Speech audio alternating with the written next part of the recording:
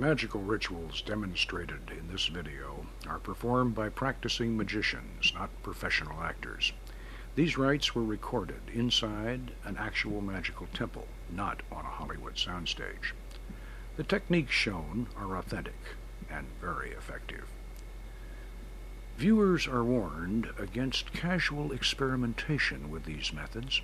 Mind-altering substances should never be used in connection with this practice. Only mature persons in good mental and physical health should undertake these activities. This system should be approached with the same respect one would accord to a full-contact martial art. This documentary is offered to the public as an educational introduction to an ancient Western tradition of psycho-spiritual development that has been misunderstood and maligned. Practitioners of Solomon's magic are not Satanists who make pacts with the devil.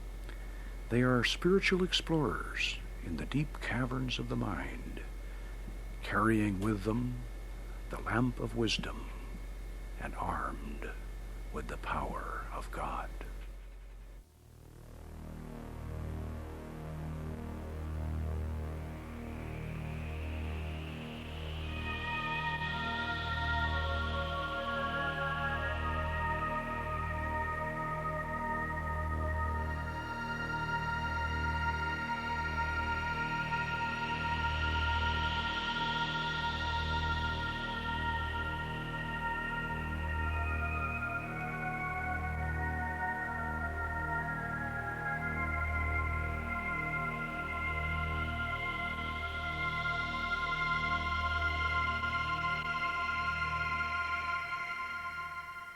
These be the 72 mighty kings and princes which King Solomon commanded into a vessel of brass, together with their legions. And it is to be noted that Solomon did this because of their pride. And when he had thus bound them up and sealed the vessel, he, by divine power, did hurl them into the depths of a lake in Babylon.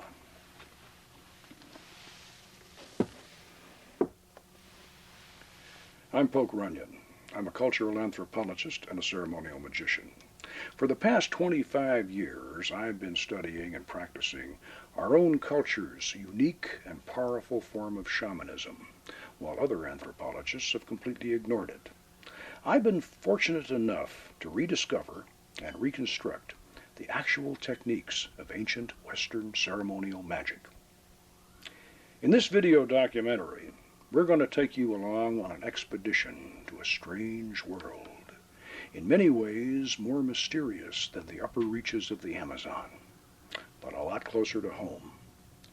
For the very first time, we're going to show you the actual methods by which wizards and warlocks of olden times invoked holy angels and evoked lesser spirits to visible appearance and even had conversations with them. What you're going to see is real. These techniques are just as effective today as they were 1,000 years ago. These methods have nothing to do with mind-altering drugs, and you don't even need any special psychic talent. These are the secrets of a lost art that anyone with imagination and determination can master. My personal magical adventure started back in 1969. At that time, I was a reclusive bachelor eking out a living writing pulp fiction for paperbacks and men's magazines. After years of pounding a typewriter while chain-smoking and constantly drinking coffee, my chronic indigestion finally turned into gut-wrenching stomach pains. The condition was misdiagnosed as an ulcer. Now, at that time, ulcers were thought to be psychosomatic, so being a macho former Green Beret, I wasn't about to become Casper and have to eat milquetoast. No sissy neurotic disease like an ulcer was going to change my lifestyle. So I set out to heal myself through mastering self-hypnosis. In desperation, I learned the art quickly and was able to suppress the pain. But then it would come back, and it would be even worse. and I took myself about as deep into trance as anyone has ever gone, but I could not heal that ulcer, because, as the doctors finally discovered when I was almost dead, I was carrying within me a gallbladder that had turned to solid rock. In the latter stages of my illness, I was in a state that I now realize was a toxic psychosis. In my desperate attempt to cure myself, I had gone beyond self-hypnosis into the study of Tibetan tantric yoga, and finally, to what was at that time the least known and most forbidden of all the spiritual paths, Western ritual magic. I had been studying books about Western ceremonial magic, and even the old grimoires themselves, the medieval Key of Solomon, and the more notorious Goetia of the Lemegeton, the so-called Lesser Key, which catalogued and described the 72 genii of the Arabian Nights that old King Solomon had imprisoned in a fabulous brass vessel. In my irrational state, I was totally convinced that there was a hidden truth behind this fantastic story. Like Aladdin's wonderful lamp or Ali Baba's open sesame, there was a secret key to calling up those mighty princes of the jinn that Solomon had imprisoned so long ago, and I was determined to find it. I studied the writings of the ancient and modern magicians. They had filled their books with the most detailed instructions on how to build, inscribe, and decorate all the necessary equipment, all the signatures of the spirits, and even the hours during which to summon them. Conjurations and names of power were all set forth, complete and ready to recite. Hear me, and make all spirits subject unto me, so that every spirit of the firmament and of the aether, upon the earth and under the earth, on dry land and in the waters, of whirling air and of rushing fire, and every spell and scourge of God may be obedient unto me. Wonderful, powerful. All you have to do is recite it aloud, and you can feel the hairs start to rise on the back of your neck. But where, how, and in what form are these spirits we're summoning supposed to appear? That one all-important element, how to make the spirit physically appear, was always missing from the old grimoires. Now, I knew that over a dozen ancient and modern writers on magic couldn't be involved in one big, long-standing conspiracy to suppress this final secret, so it seemed obvious that at some time in the past, the key to the magical art had been lost, and the modern writers and experimenters just simply didn't know how it was done. This suspicion turned out to be true. Turn of the last century, the famous, or if you prefer infamous, magician Aleister Crowley had tried to conjure one of the Lemegeton's Goetia demons out of incense smoke, and, not surprisingly, he had very little success after a great deal of effort. This did not surprise me. Trying to form an image or commanding a spirit to produce an image out of curling, twisting smoke was more of an experiment in telekinesis than a vision from beyond. Aleister Crowley did not possess the secret technique, but he certainly understood the philosophy. He stated clearly in his 1904 edition of the Goetia of the Lemegeton that the spirits of Solomon's brass vessel are portions of the human brain. Even though I might have been temporarily insane at the time, I had lost none of my intellect. I knew that magical visions were certainly hypnotic. In this respect, Crowley had been absolutely right. Solomon's genii would not come forth from caverns beneath the earth. They would rise out of the nether reaches of the deep mind. I noticed that the sigils of the Lemegeton's Goetia spirits were very similar to the vevés of Caribbean voodoo. I had done extensive research on voodoo for one of my adventure novels published in 1967. I knew the voodoo trance, wherein the participant becomes possessed by the spirit, was known to be hypnotic. The focal point of these ceremonies was the veve of the Ogun, drawn on the ground and illuminated by candles. Somehow this symbolic signature helped to bring forth the vision. At this point, your high school science teacher might be saying, well, if all this magic is only in the mind, Weren't those old wizards and even modern magicians like that Crowley fellow just using their imagination? Yes, they certainly were.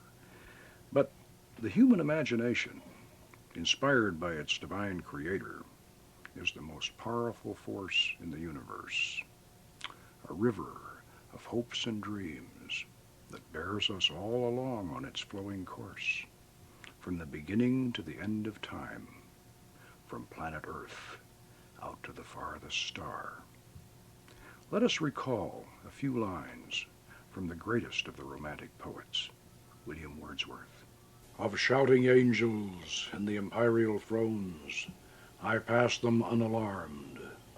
Not chaos, not the darkest pit of lowest Erebus, nor aught of blinder vacancies scooped out by help of dreams, can breed such fear and awe as fall upon us when we look into our minds, into the mind of man. With that in mind, let's look at the philosophy and the psychology that lies behind this powerful system. To begin with, we should not make the mistake of thinking that those old magicians were credulous and naive enough to believe that they could physically manifest the kind of heavenly glories and hellish horrors that Bosch and Blake depicted. These artists, like the Hollywood movie makers of today, symbolized the subtle power of magic with intense and sometimes lurid physical images. In magical operations, the roof does not fly off as choirs of angels descend in blinding rays of light, nor does the floor crack open to disgorge a horde of fire-breathing demons. The actual effects of magic are very powerful, but they are also subtle and subjective. As Cornelius Agrippa, one of the greatest of the Renaissance magicians, explained, there is another meaning than what is writ in the bare letters about this magical art. We must not look for the principle of these grand operations outside of ourselves. It is that internal spirit within us which can very well perform whatsoever the monstrous mathematicians, the prodigious magicians, the wonderful alchemists, and the bewitching necromancers can effect. Heinrich Cornelius Agrippa was certainly an honored philosopher and magus, but we should remember that King Solomon was considered to have been the wisest man who ever lived. The wisdom of Solomon was proverbial. Therefore, we should not be surprised to discover that Solomon's art of magic was actually an ancient system of psychology. But before we assume that the spirits of our brass vessel are merely a collection of private individual fantasies and yearnings, we must remember that the ancient philosopher known as Hermes Trismegistus, called thrice greatest Hermes, declared in his famous emerald tablet, "True it is, without falsehood, certain and most true, that that which is above is like to that which is below, and that which is below is like to that which is above, to accomplish the miracles of one thing." Based upon this profound revelation, the Magi of classical times, the later medieval sorcerers, and the Renaissance magicians believed that the human mind was a miniature functioning model of the vast universe itself. The greater universe could be manipulated by magical operations within the personal sphere. Hermes Trismegistus had even gone so far as to suggest that in days of old men had created their own lesser gods. An ancient, outmoded, superstitious belief, your high school science teacher might say. Well, ancient, yes, but hardly obsolete. After 2,000 years, this strange statement by the original founder of Hermetic philosophy was finally explained in modern terms by the eminent psychologist Carl Gustav Jung. In the 1920s, Jung presented his revolutionary theory that beneath and beyond the personal subconscious mind there flowed a vast, deep sea of dream images and forgotten lore. He referred to this as the collective unconscious. This mysterious psychic ocean was not the exclusive property of any individual human being. It was a dimension shared by all of us.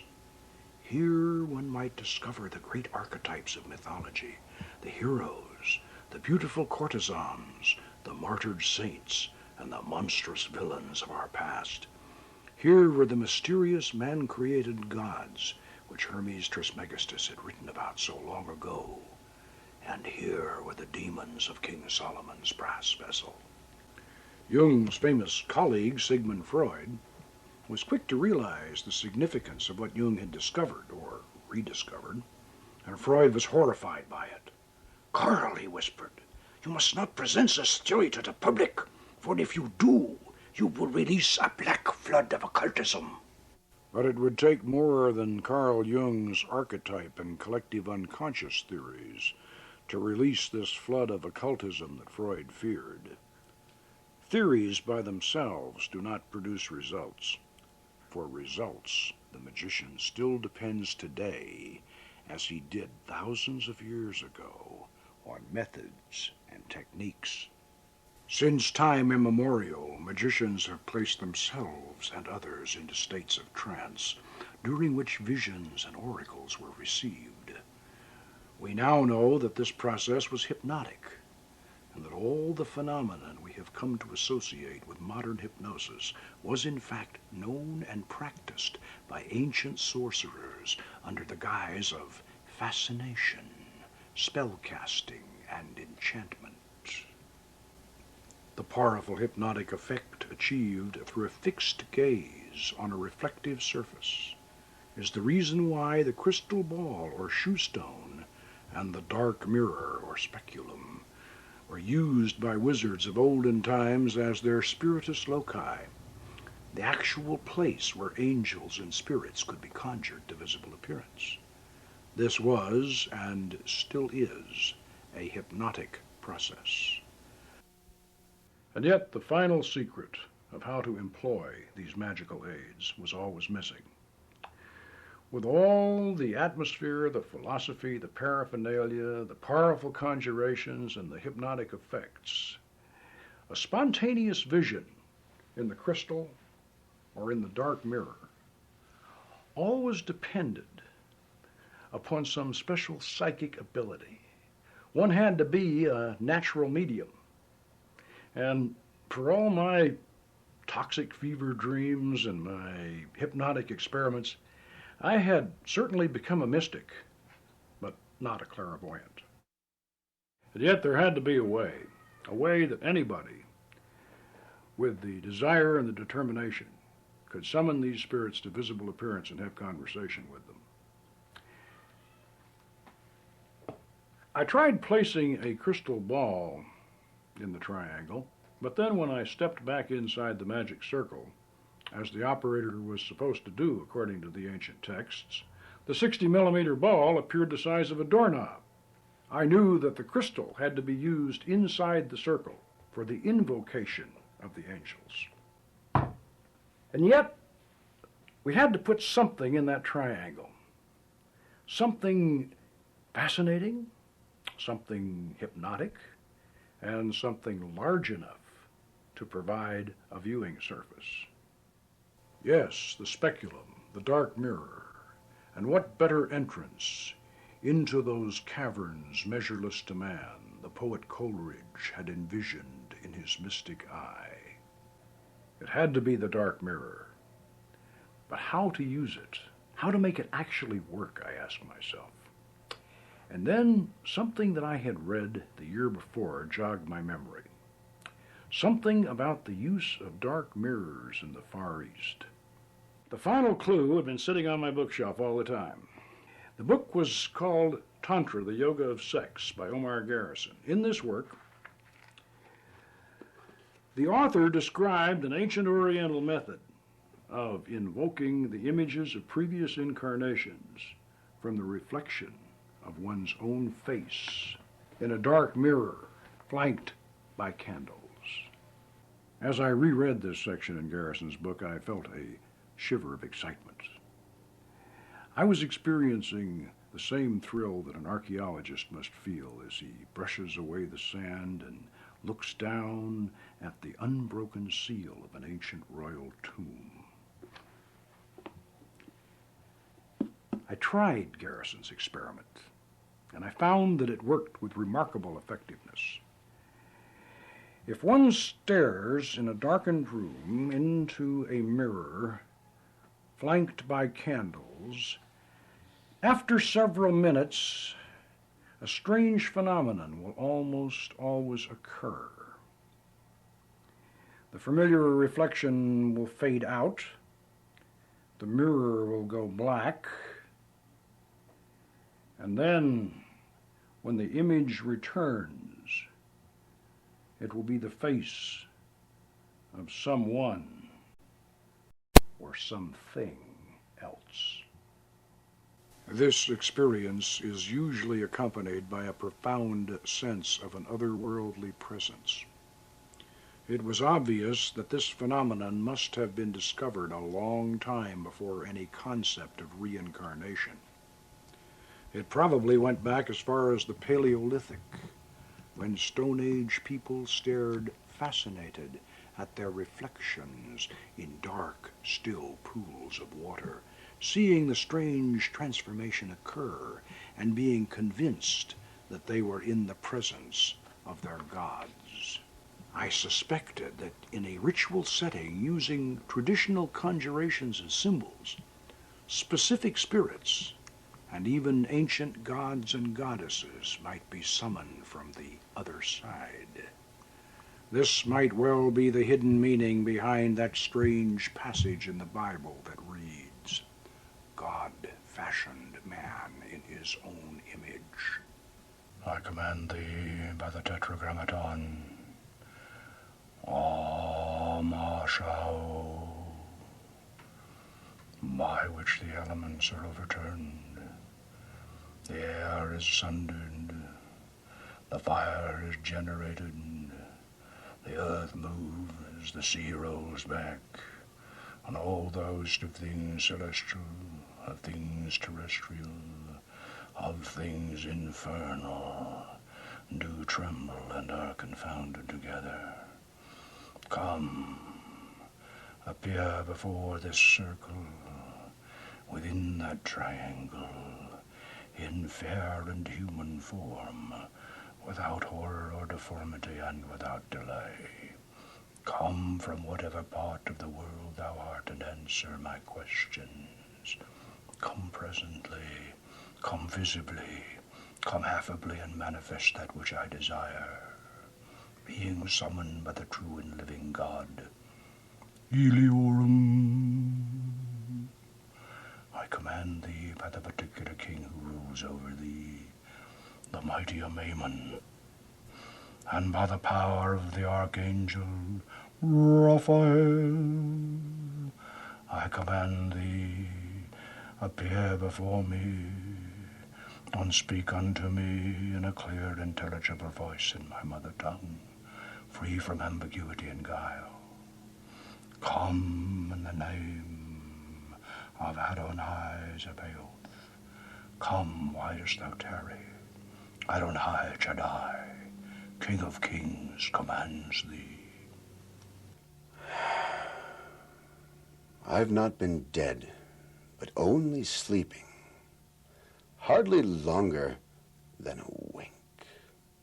I'll be up and rolling thunder once I have another drink.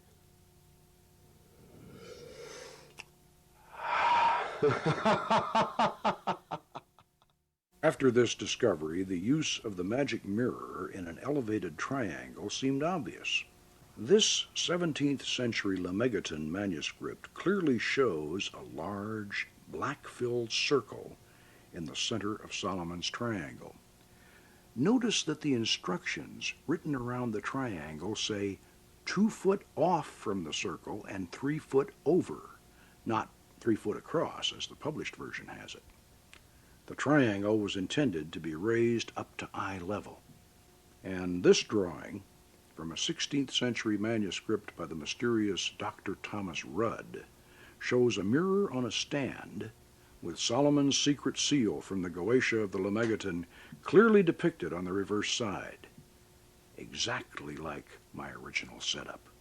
We know that polished obsidian mirrors were used in the Neolithic Middle Eastern city of Kut al-Hayuk as far back as 9,000 years ago, before the Great Flood. And later, in the time of Solomon, the Egyptians and the Canaanites made mirrors of polished copper and of silver, metals attributed to the planet Venus and the moon. I extended my experiments to include others, and I soon discovered that it was even more effective if the magician stood behind a passive receiver who could then concentrate totally on the mirror. Under the power of the Archangel Uriel, through the angel Mendiel, in the realm of the king Zemanar,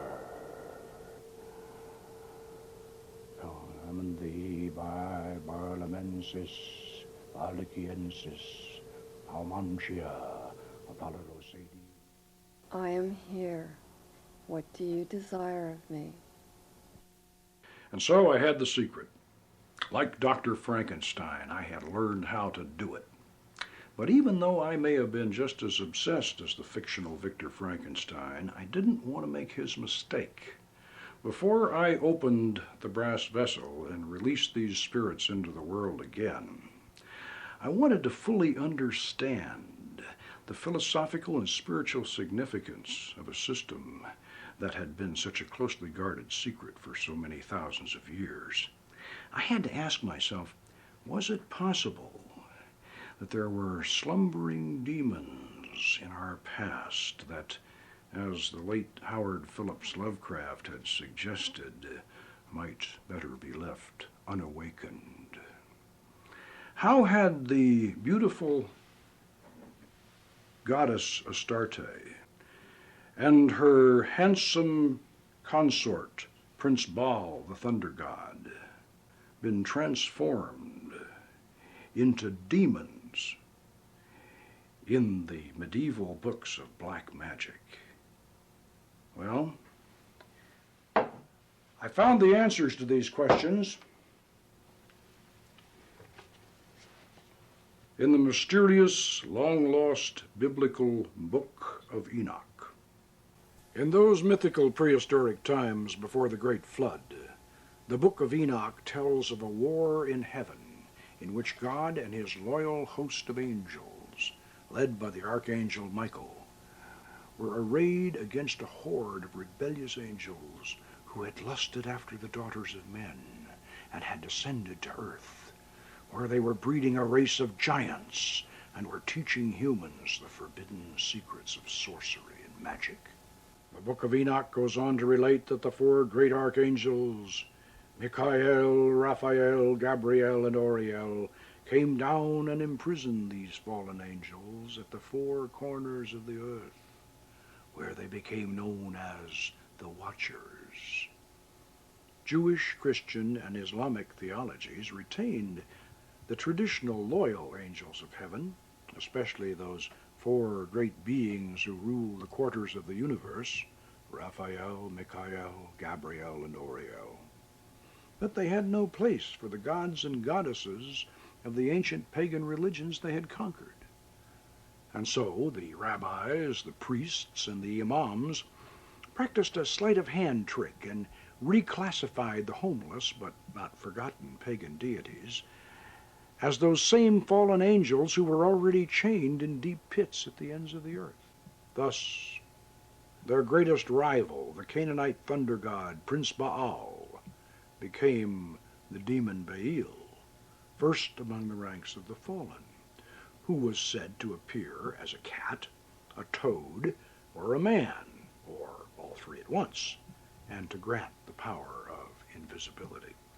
Prince Baal's beautiful consort, the goddess Astarte, queen of heaven and mistress of the temple of love, was transformed into the demon Astaroth, described as a hurtful angel with bad breath, but who, when summoned, would reveal the true history of the fallen angel, and she certainly has fulfilled that promise. This prehistoric myth of the fallen angels laid the foundation for a Middle Eastern legend about the biblical King Solomon, who was said to have been the greatest magician of ancient times.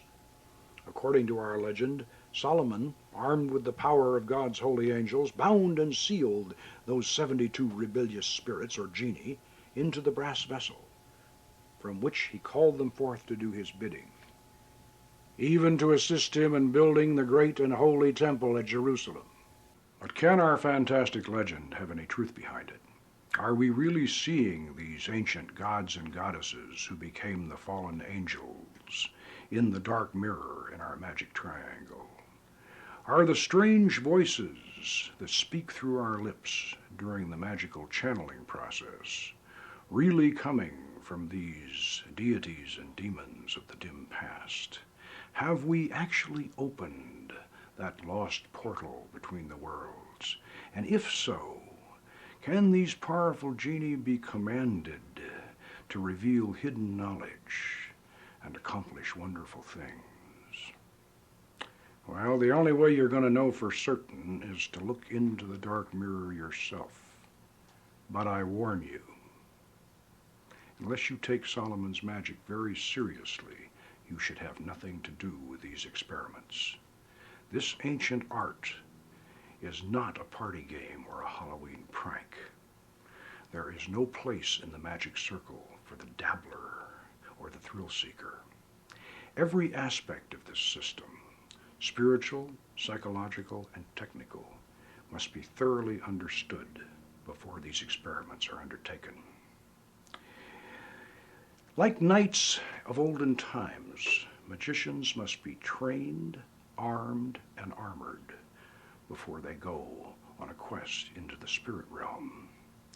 First, you should know that the magic circle is your philosophical fortress when you open the gateway between the worlds.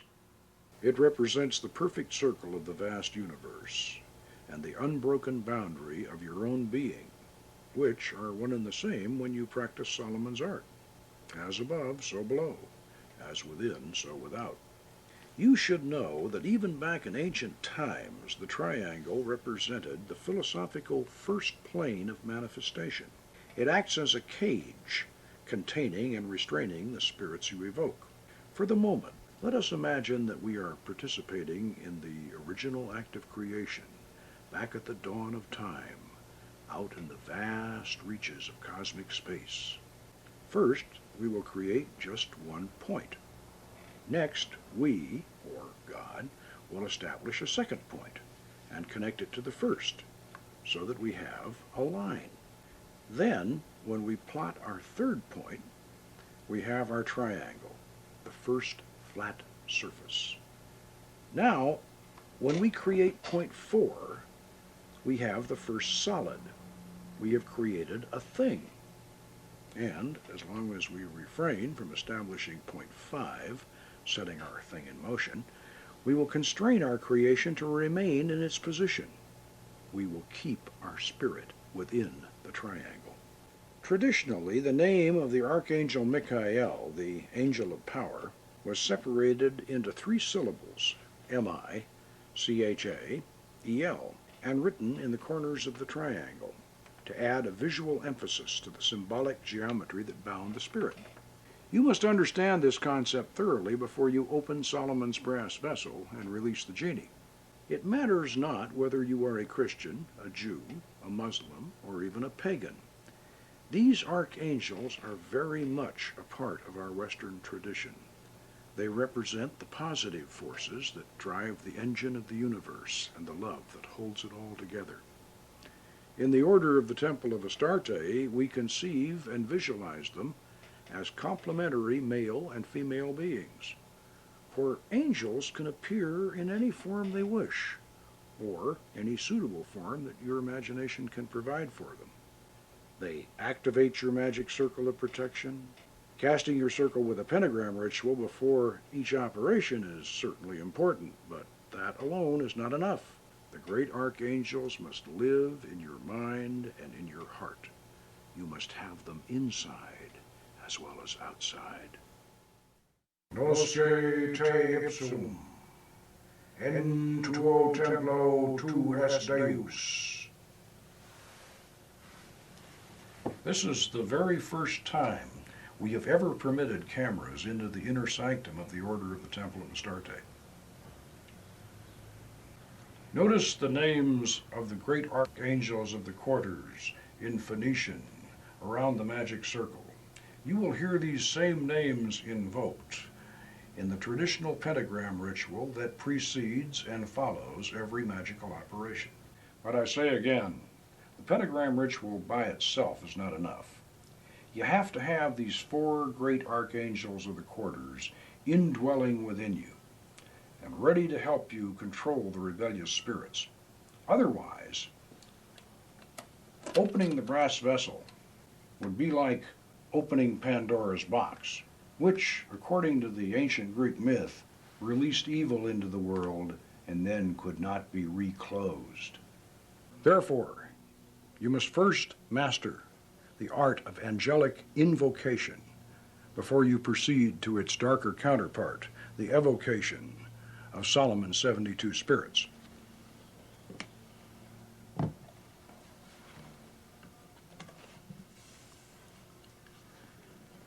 Along with the secret of the mirror in the triangle, the other crucially important element missing from the Goetia was the fact that the 72 spirits of the brass vessel had 72 direct counterparts in the holy angels of the Shemham Farash, or extended name of God. Now these derived or suffix angels are not as personified as the archangels of the quarters or the angels of the planetary spheres, but they do provide a direct channel of power through which the four archangels of the quarters control each and every one of the spirits of the brass vessel.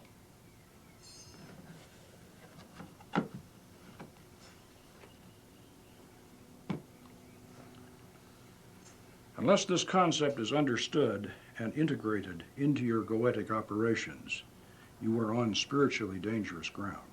These Shemham Farash angels even have their own sigils, and there is a short invocation for each one of them. The careful operator should use both. And before anyone in the Order of the Temple of Astarte is allowed to participate in goetic operations, we insist that they experience a series of 4 archangelic invocations. So how do we invoke the archangels? Well, there's another book in the Lemegeton Compendium that probably should have been published with the Goetia. It's called the Almadel of Solomon, and gives us a very effective method for invoking, and by that I mean calling down the angels. The original Almadel was a tabletop device made entirely of wax. This was an ingenious design. The square slab of wax had holes at each corner through which the 4 candles were inserted, leaving enough length below to raise the little platform high enough so that a small incense burner could be placed beneath it, from where the incense fumes could rise through another set of holes to envelop the crystal shoe stone in mysterious tendrils of fragrant smoke, thus adding to the hypnotic effect. As with the Goetia, the secrets of the Almadel were not clearly explained in the Lemegeton. I had to use equal measures of scholarship and inspiration to reconstruct and fine-tune the system. But the effort was certainly worth the trouble, because the Almadel angels control the Goetia spirits. I know that statement may be surprising to some magical scholars who never looked beyond, to quote Cornelius Agrippa again, what is writ in the bare letters. The Almadel's angels are not arranged in an ascending hierarchy. They are attributed to the 4 quarters and the 12 signs of the zodiac, with each of the 4 quarters governing the 3 astrological signs particular to its nature. In other words, the signs of air, fire, water, and earth, which we know are governed by the four great archangels of the quarters, Raphael, Michael, Gabriel, and Oriel. Realizing this, we can simply disregard the late 17th century hodgepodge of garbled angelic names the Lemegeton's scribe has attributed to these altitudes, and thus restore the Almadel system to its full power and purpose, as shown here in our master mandala. Each of the four great archangels of the quarters empower three sets of 6 Shemham Farash angels, who in turn control 3 sets of 6 counterpart Goetia spirits, which are distributed, 2 to each of the 36 decans, or 10-degree divisions of an astrological sign. This occurs in similar order all around the zodiac. If you find this confusing at first glance, you can study the Master Mandala in the companion book to this video, the Book of Solomon's Magic. The design may appear complicated, but it is actually quite simple and easy to work with. You will note that our modern Almadel is combined with the traditional double cube altar. We have shielded the candles at the 4 corners, and an incense chamber below has been added, with slots cut around the central compass rose to allow the rising smoke to surround our crystal shoestone, which is placed on our master mandala that unifies the Goetia and Almadel systems in one all-encompassing design. Notice that we've placed low stools around the foot of the altar so that 4 or more people may sit and gaze up at the smoke-shrouded crystal haloed in spectral light, with nothing else in their field of vision. Now, let's see how this works in actual practice. Before every magical operation, whether of invocation or evocation, we open our circle and call down the archangelic guardians of the quarters with a Golden Dawn style invoking ritual of the lesser pentagram, and at the conclusion of the ceremony we will employ the banishing version of the same rite to close and seal the gateway between the worlds. O.T.A, Malkuth, Vegabura, Vegaduda, Deolam, Om.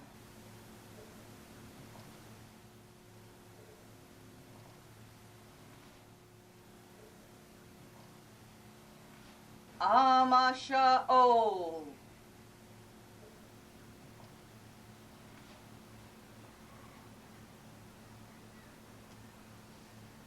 Adonai.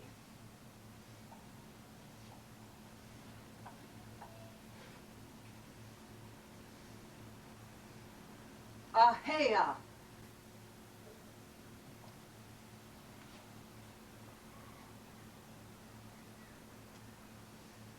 O.T.A, Gibor, Leolam, Adonai. Before me, Raphael. Behind me, Gabriel. At my right hand, Michael. At my left hand, Oriel. Around us flame the pentagrams. Above us shines the 6-rayed star. O.T.A, Malkuth, Vegabura, Vegadula, Leolam, Om. We call thee, great Archangel Raphael, in the name of Tetragrammaton, Amashao.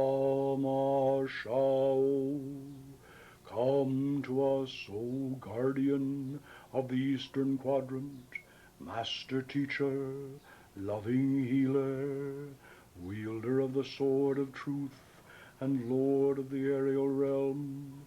Come, we beseech thy presence here upon this holy table. Shine forth from this pellucid crystal. Grant us a glimpse of thy glory and a whisper of thy wisdom. Raphael, Raphael, Raphael, Raphael,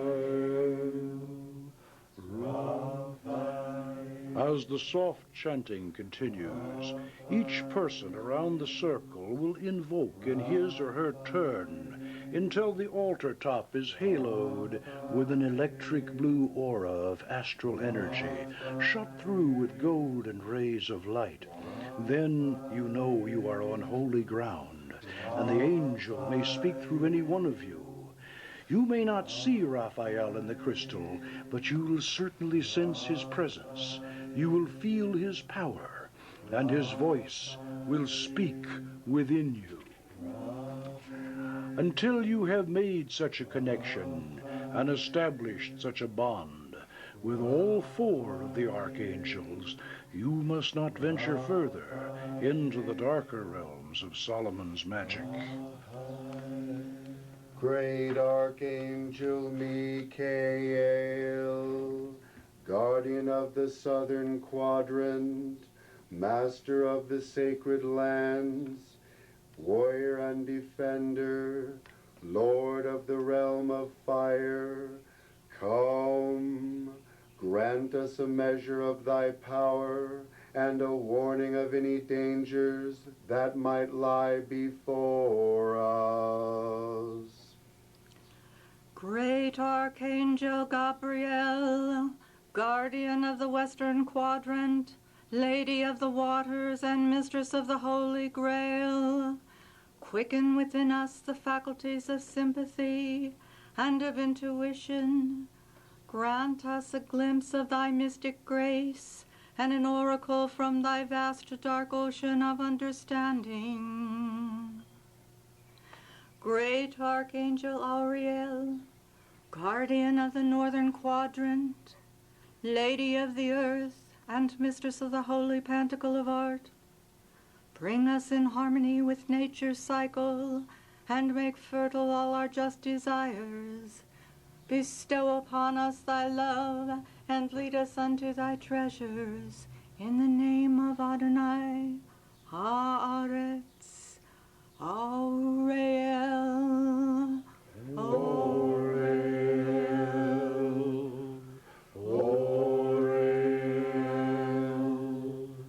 Auriel, Auriel,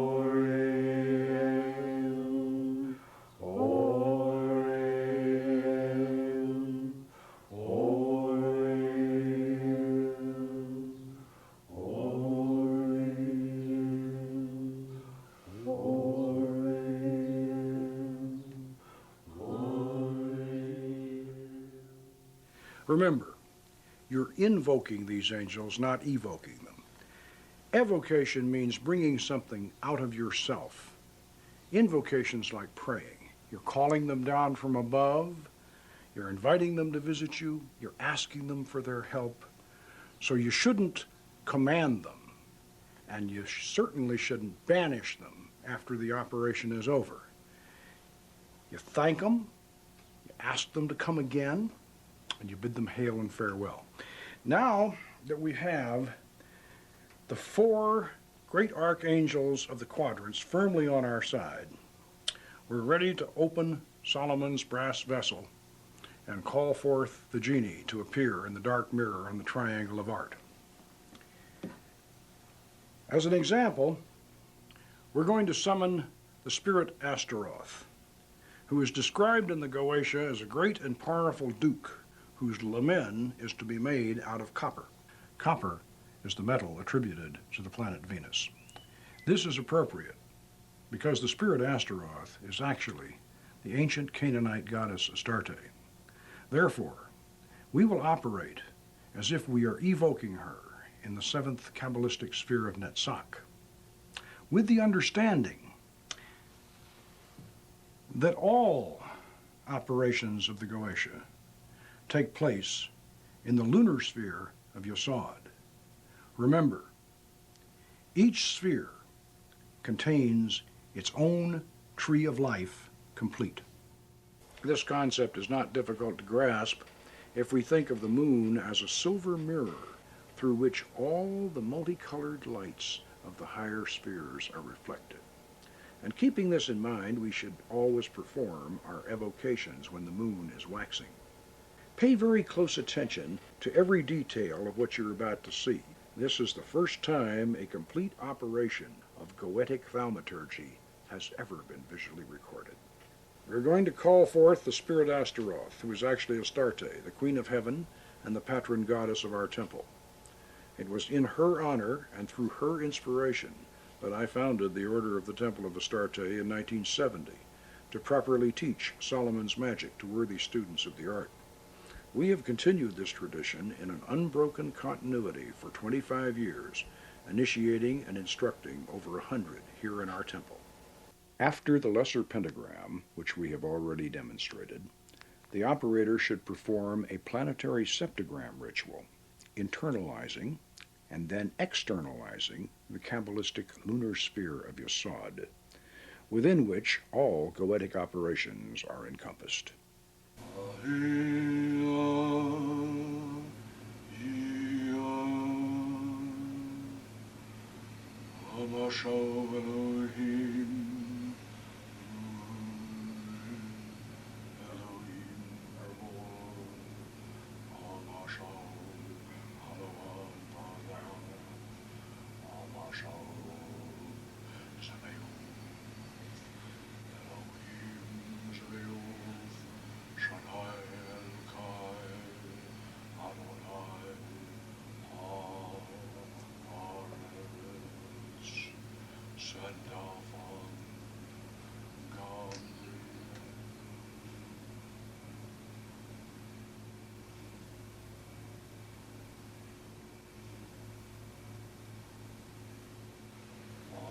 Ararita Shaddai El-Kai.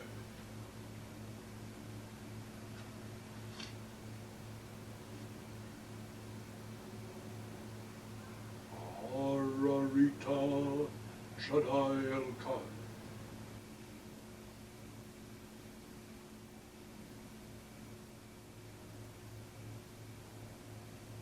Ararita Shaddai El-Kai.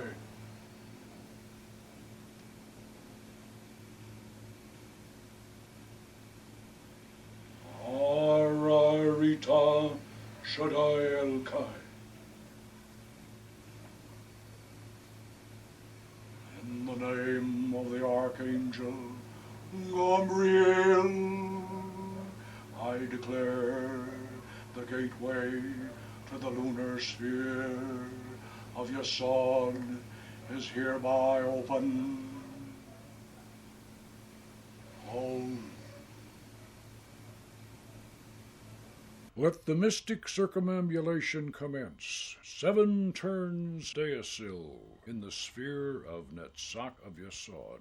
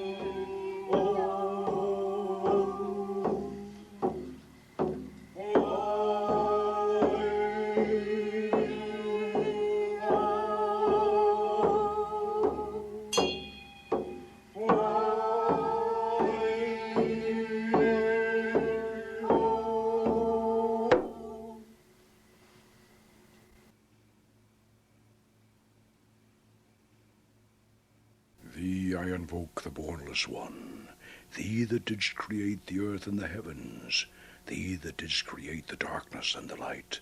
Thou art Osiris and Ophrys, Osiris the beautiful, whom no one hath seen at any time.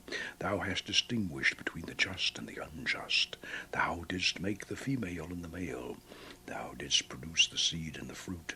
Thou didst form us to love one another and to hate one another. I invoke thee, the terrible and invisible God who dwelleth in the void place of the Spirit. I am he, the bornless Spirit. I am he, the truth.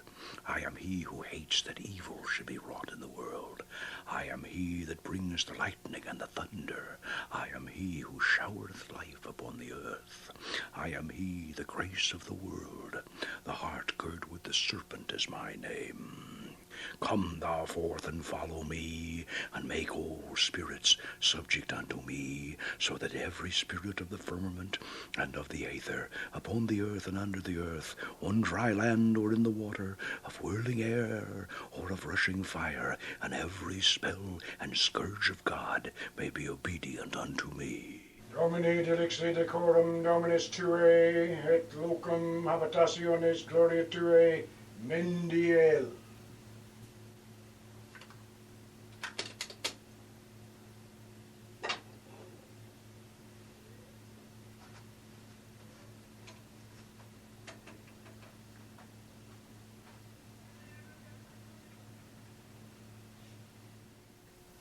I conjure thee, Spirit Astaroth. I supplicate thee, Goddess Astarte. I conjure thee, in the northern quadrant, under the power of the Archangel Uriel, through the angel Mendiel, in the realm of the king Zemanar. Command thee by Barlamensis, Barliciensis, Palmantia, Apollorosades, and the mighty princes Geneo and Leocade, ministers of the seat of Tartarus, and chief princes of the throne of Apologia in the 9th region. Come, in the holy and glorious names, Yah, Hamashau Elohim,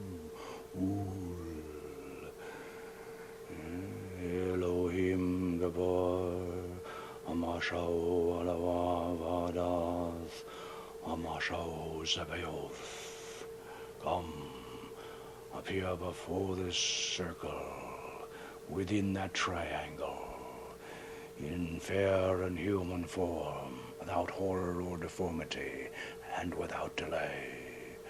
Come from whatever part of the world thou art, and answer my questions. Come humbly, come visibly, come affably, and manifest that which I desire. Being summoned by the true and living God, Eliorum, we command thee also by the Tetragrammaton.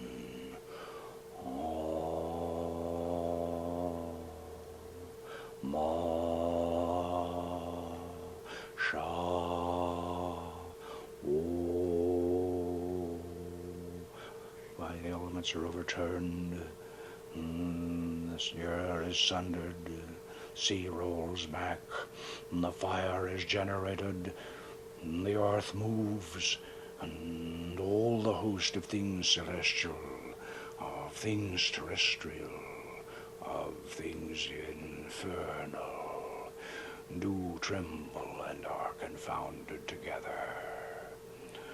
Come, appear before us affably, and speak unto us in a clear, intelligible voice in our mother tongue, free from ambiguity and guile. Come in the name of Adonai Zebaoth.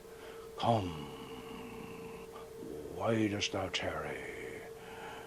Adonai Shaddai, King of kings, commands thee.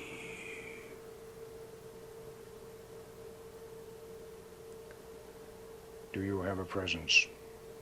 Yes, she is here.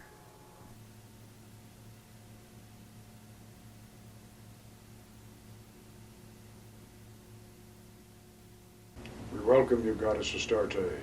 We apologize for summoning you with such strong incantations, but we hasten to declare that we command only that portion of you that dwells within us. Your higher presence we hold in true reverence and serve in all humility. Goddess, do you have an oracle for us? I have an oracle for all those who would seek me.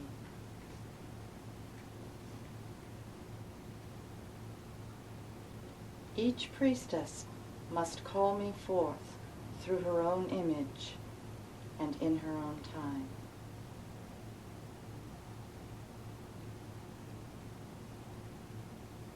It is enough that you have opened the gates.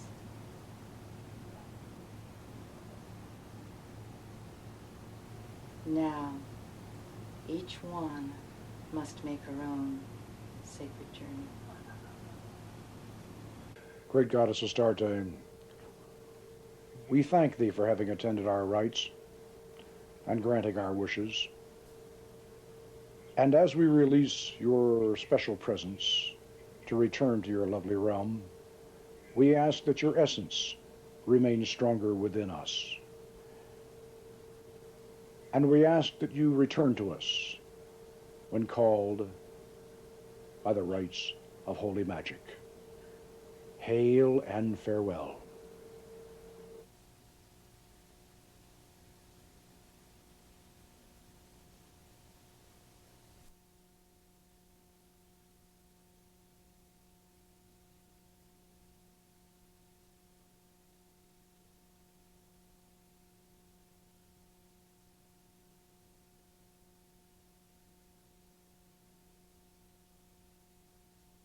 There are a few things I should mention about the ceremony you've just seen.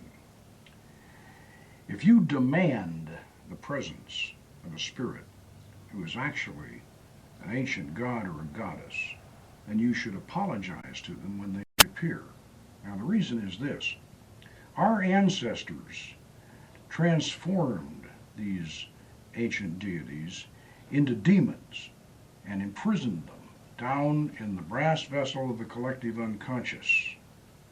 Now, you can treat them like medieval demons. You can conjure them with powerful incantations.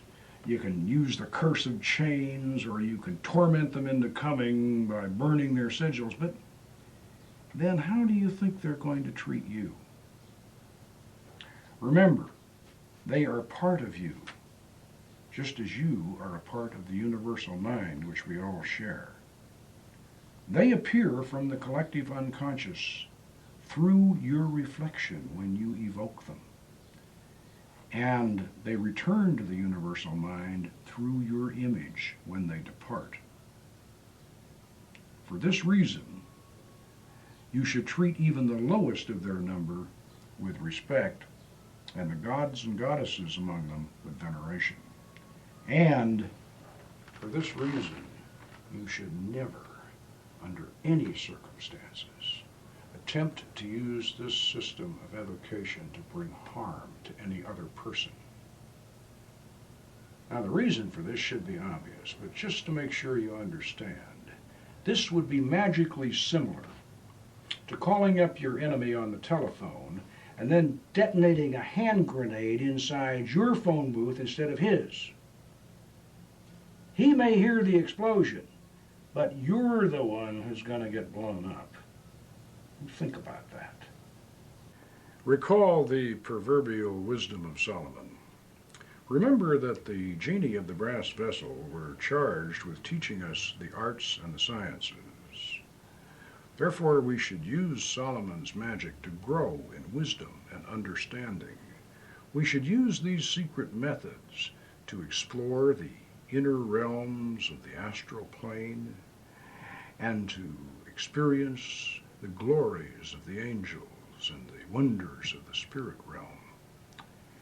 If you use Solomon's magic in God's name and with a pure heart, you have nothing to fear, and others should have no reason to fear you. Now that we've returned from our magical journey, and you understand how Solomon's magic really works, you might be asking yourself, why is all this being revealed? Why are we showing you, without initiation and training, secret techniques that have been closely guarded through the ages? Why have we shown you the actual equipment and how to use it?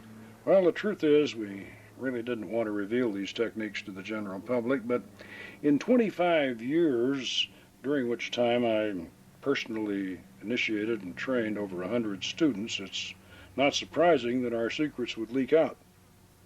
At the present time, there are several small groups presuming to teach our methods, and a few years back, a former member of our order self-published a partial and oversimplified version of our system, which in turn became the authoritative source for a chapter on magical evocation in a beginning primer on ceremonial magic issued by a major publisher.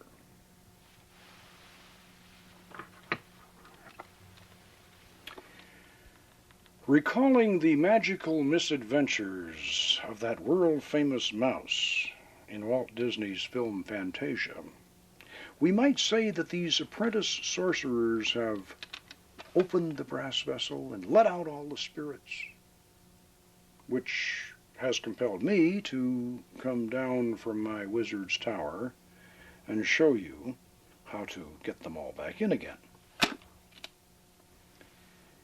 I was responsible for the rediscovery and the modern development of the Goetia Almadel system we have explained and demonstrated in this video. And because it's no longer a secret, I now feel obligated to make the authentic and genuine system available to all sincere students who want to learn how to correctly practice this ancient art. If you wish to research more deeply into the Solomonic system, please refer to the Book of Solomon's Magic by Carroll, Runyon. This work serves as an excellent companion to this video cassette. It provides illustrations and detailed instructions, enabling students to create their own temple equipment. Most importantly, this volume contains the master mandala that is the essential key to the successful practice of this art. To order postpaid, send a check or money order for $24.95 plus $7 for foreign airmail to the Church of the Hermetic Sciences, Incorporated, P.O. Box 403, Silverado, California, 92676.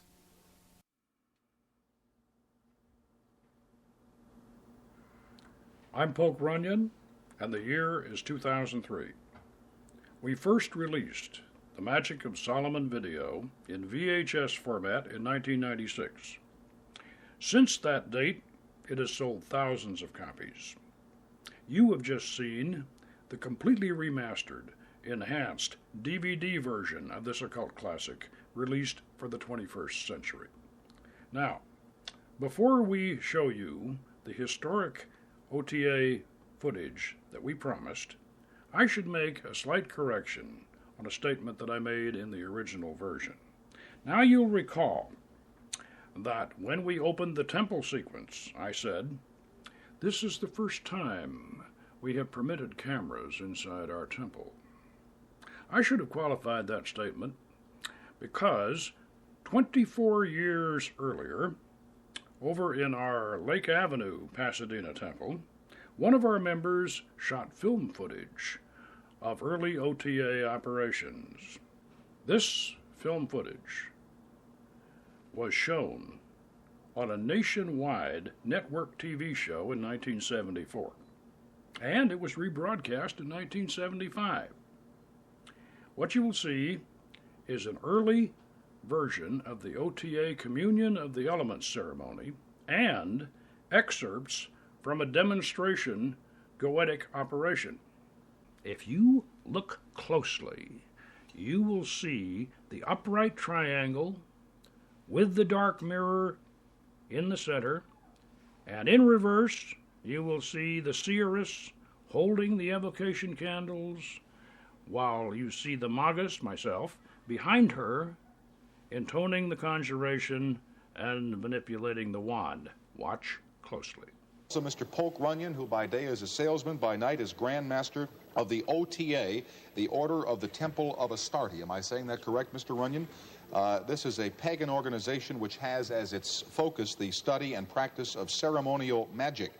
And Mr. Runyon has with him this evening a bit of film, I believe, which we'll be seeing a little bit later on. But before we show that, I'd like to ask Mr. Runyon first about the Temple of Astarte and ceremonial magic. Is it similar to what Isaac and Ed, I was almost going to say Fitch the Witch again, Ed had been talking about here for the first half hour? There are a lot of similarities. There are some differences.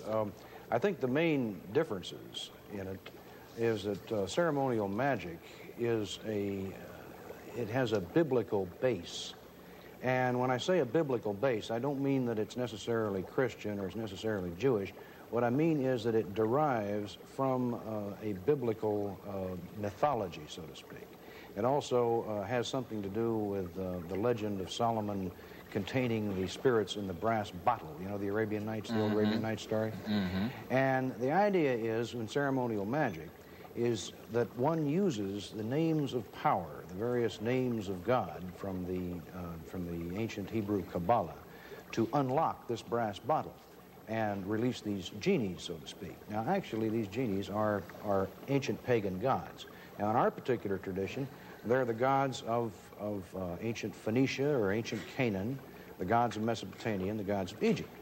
So we're a sort of a Middle Eastern Palestinian tradition, whereas the witchcraft cult is primarily drawing their mythology from Europe, from the Celtic and the Greek and the European tradition. Would turning wine into water be called ceremonial magic? No, I wouldn't call it ceremonial magic. I'd call it a good trick if you could do it. I'm told he did it. Now, let's take a look at this little bit of film, and maybe you can set up what we're going to see here. Right. This will be coming up in just a few seconds. This is... Right. What you're seeing here is an entrance circumambulation into the O.T.A. temple. The members are coming in and preparing to receive the opening charges, which they'll be receiving as they open the lodge. Now, here is the high priestess opening the temple, and the lights of the lodge, of course, will be lit. This is a communion of the elements. This is a mass of 7 sacraments. You see the dagger and the cup that Ed was talking about there a little while ago. This is a tradition we share with the witchcraft cult. And this communion of the elements takes place around the magic circle, which we'll see in a little bit. The priest and the priestess here are sharing the elements of the communion between themselves before they administer it to the celebrants. Here she is holding the bread and the salt on the pentacle of earth. This is one of the 4 magical weapons. The priest, as you see, is holding the wand. These weapons in our tradition do relate to the Holy Grail legend.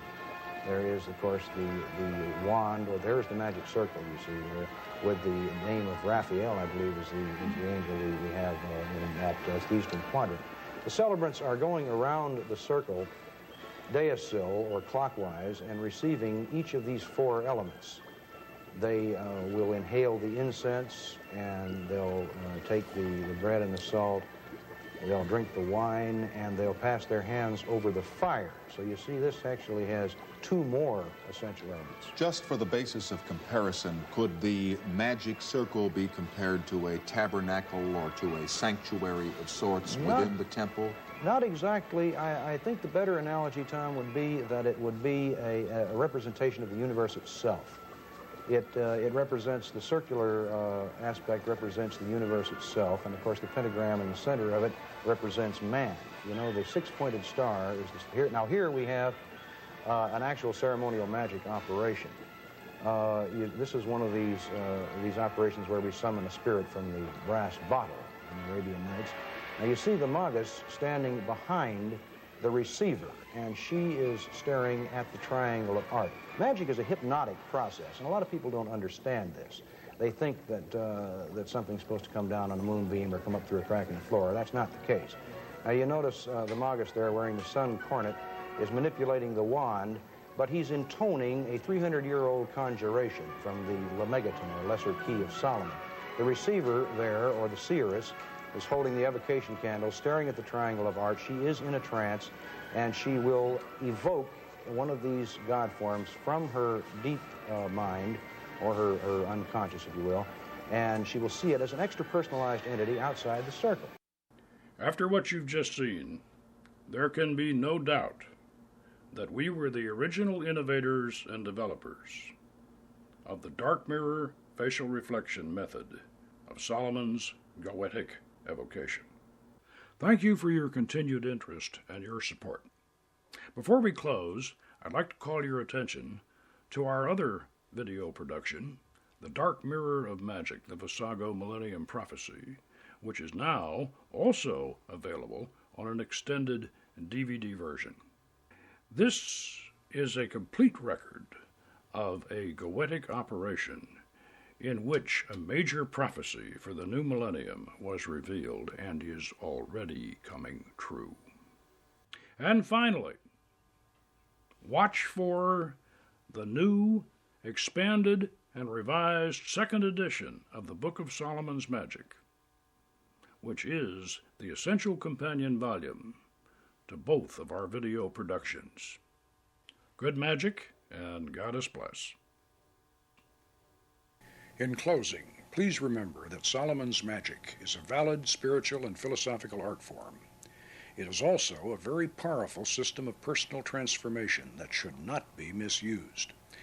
Anyone with neurological or psychological problems should consult a medical professional before undertaking these experiments.